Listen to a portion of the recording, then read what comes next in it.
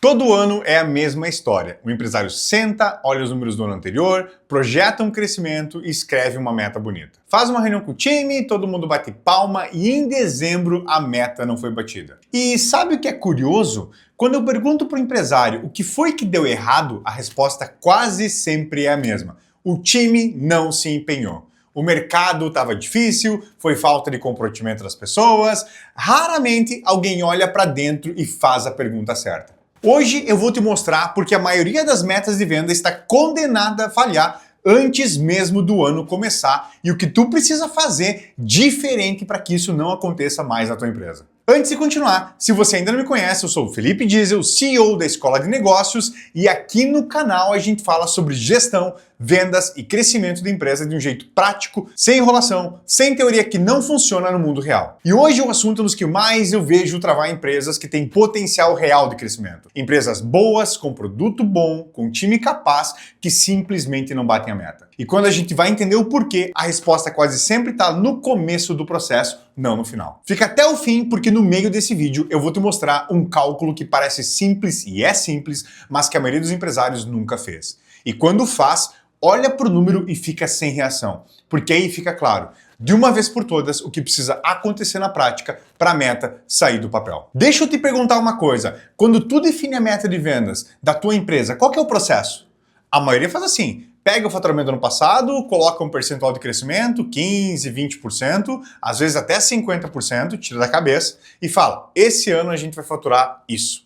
Anota no papel, apresenta para o time, faz uma reunião bonitinha, paga café, pronto, meta definida. O problema não é o número, o problema é que esse número não foi desdobrado em nenhum momento. Ele existe como objetivo, mas não existe como rotina, não existe como ação do dia a dia. Ó, pensa comigo, o teu vendedor chega na segunda-feira de manhã, o que ele sabe que precisa fazer naquele dia para estar no caminho certo para bater a meta do ano? Quantos contatos ele precisa fazer? Quantas reuniões ele precisa marcar? Quantas propostas precisam estar abertas? Se a resposta for, ele sabe que tem que vender bastante, esse é o problema, vender bastante. Não é uma instrução, é um desejo, e desejo não vira resultado sem processo. Tem uma frase que eu uso bastante, meta sem desdobramento é só intenção, e intenção não paga conta. Então, para entender o que precisa acontecer todo dia na tua empresa, tu precisa entender de funil de vendas, é isso. E não estou falando de nada complicado, eu estou falando de enxergar o caminho que um cliente percorre, desde o momento que ele não te conhece até o momento em que ele assina o contrato ou passa o cartão para tua conta. Todo negócio tem esse caminho. Pode variar em etapas, pode variar em tempo, mas ele existe. E em cada etapa desse caminho, até o fechamento, tem uma taxa de conversão. Eu vou usar um exemplo para ficar concreto. Imagina uma empresa que vende para outras empresas, ou seja, ela é B2B, ok? O funil dela funciona mais ou menos assim. Primeiro, prospecção. Alguém entra em contato com um potencial cliente, seja por ligação, mensagem, e-mail, o que for. Isso é o topo. Nem todo contato vai responder. Dos que respondem, nem todos têm perfil. E dos que têm perfil, nem todos estão no momento de compra. Segundo é a qualificação. Aqui a empresa identifica se aquele contato faz sentido, se tem perfil, se tem um problema que o produto resolve, se tem orçamento e tem autoridade para decidir. Qualificação é o filtro. E o papel aqui é desqualificar. Sem esse filtro, o time de vendas perde tempo com quem nunca vai comprar. E o terceiro é reunião ou proposta. O contato qualificado vira uma oportunidade real. Aqui começa o jogo comercial de verdade. E quarto, o fechamento. A oportunidade vira venda aqui. Em cada uma dessas etapas tem um percentual de conversão. E é esse percentual que determina o quanto de trabalho precisa ser feito lá em cima, na prospecção, para gerar o resultado lá embaixo, no fechamento. Agora vem a parte que eu prometi lá no começo. Vamos fazer o cálculo. Imagina que a tua empresa precisa fechar 600 vendas no ano. Esse é o objetivo. Agora a gente vai trabalhar de trás para frente. Primeira pergunta, qual que é a taxa de conversão de reunião para venda?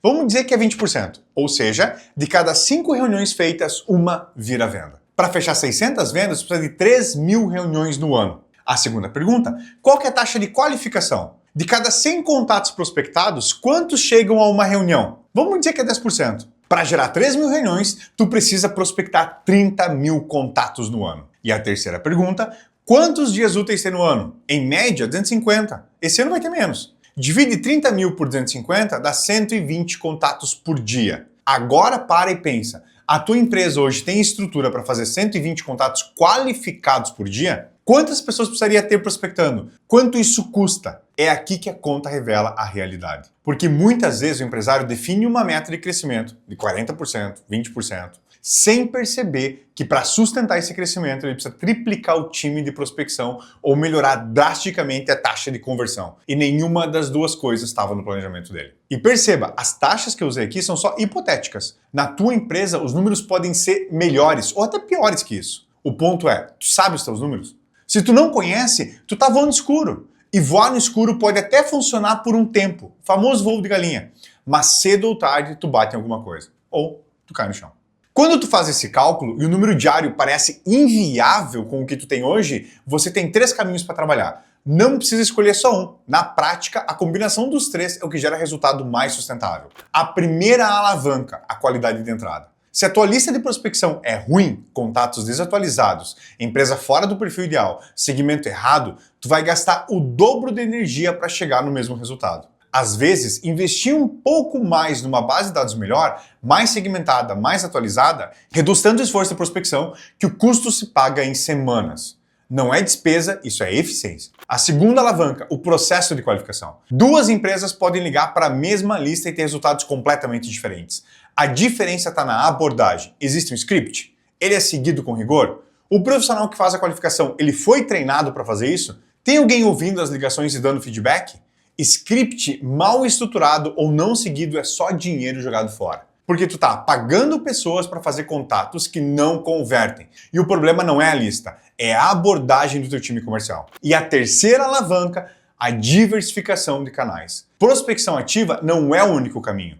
Tráfego pago, conteúdo orgânico, indicação, parceria com outras empresas, todos esses canais também geram entrada. E quando tu distribui a meta entre diferentes canais, o volume que cada canal precisa gerar, individualmente ele cai. O erro clássico é empurrar toda a pressão num canal só e depois reclamar que o canal não entrega. A pergunta certa não é quantas pessoas eu preciso contratar para bater a meta. A pergunta certa é, com o time e orçamento que eu tenho, qual combinação dessas 3 alavancas me aproxima mais do número? Então, resumindo o que a gente viu, meta de venda sem desdobramento em ação diária não é meta, ela é desejo. E desejo não sustenta a empresa. O processo começa pelo número final, que é meta, e trabalha de trás para frente, passando por cada etapa do funil, usando as taxas de conversão reais da tua operação. Até chegar no que precisa ser feito hoje, amanhã, toda semana, para que no dia 31 de dezembro o objetivo esteja realizado. Se tu ainda não conhece as taxas de conversão do teu funil, esse é teu primeiro passo. Começa a registrar.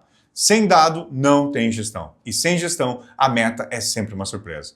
Para melhor ou para pior. E se tu já conhece as taxas e faz o cálculo, ótimo. Agora vai até o time e mostra o número. Muitas vezes, só de o vendedor entender o que precisa acontecer por dia para a empresa chegar onde ela quer chegar, a performance já muda. Porque as pessoas trabalham melhor quando elas entendem o jogo que elas estão jogando. E se esse conteúdo fez sentido para ti, se inscreve no canal. Aqui a gente fala sobre gestão e vendas toda semana. Sempre de um jeito que dá para aplicar. E até o próximo vídeo.